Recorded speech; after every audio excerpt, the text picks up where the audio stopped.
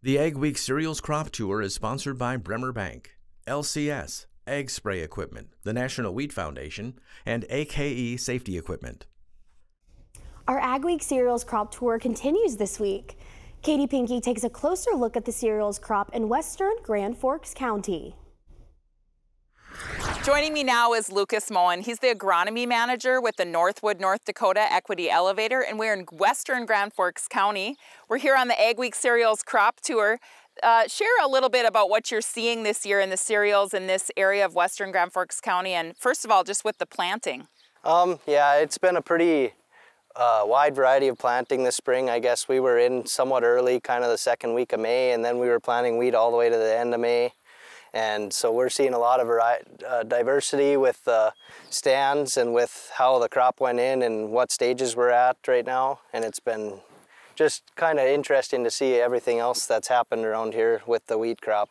Share with us a little bit. Grand Forks County has been abnormally dry on the U.S. Drought Monitor. What are you seeing the impact on the cereals crop? Yes, it has been really dry. We've been losing a lot of tillers. It was really dry in early June, mid-June when we were trying to put on tillers and trying to get to our end of our heading stage. And so we've caught some timely rains towards the end of that, but we're definitely seeing a wide range in the crops of some that caught the rain and some that didn't.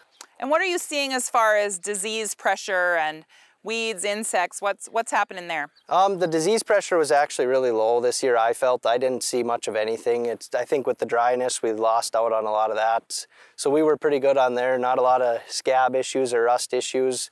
Insects, there's a little bit at heading, and so we just took care of that with our post-fungicide applications, and we didn't have any issues that I've noticed. And then as far as harvest coming up, it's a little bit later maybe of a harvest for some of the cereals crop in the area. What are you seeing as far as harvest coming up in yield?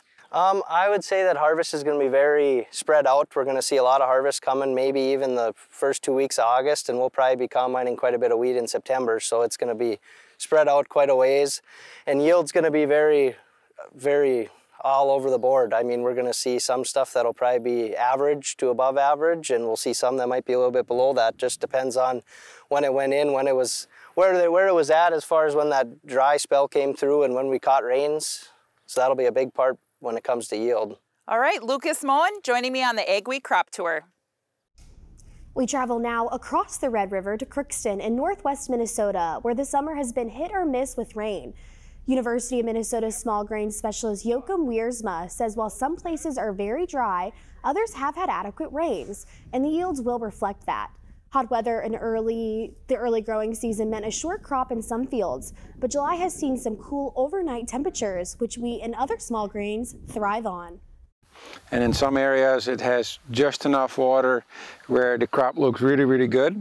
And I think there are going to be some pleasant surprises in there, in those areas. But you don't have to go very far, and in some cases literally only a couple of miles, and you can see severe drought stress where that crop literally is not past your calves and very open, where it lost its tillers, and we're going to see disappointments. Wiersma says grasshoppers were the most common problem this season. The cereal leaf beetle was confirmed in few fields in northwest Minnesota in June.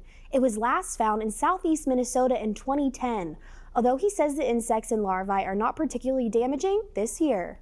Thanks for watching AgweekTV on YouTube. Make sure to like and subscribe. We put out new videos every Saturday.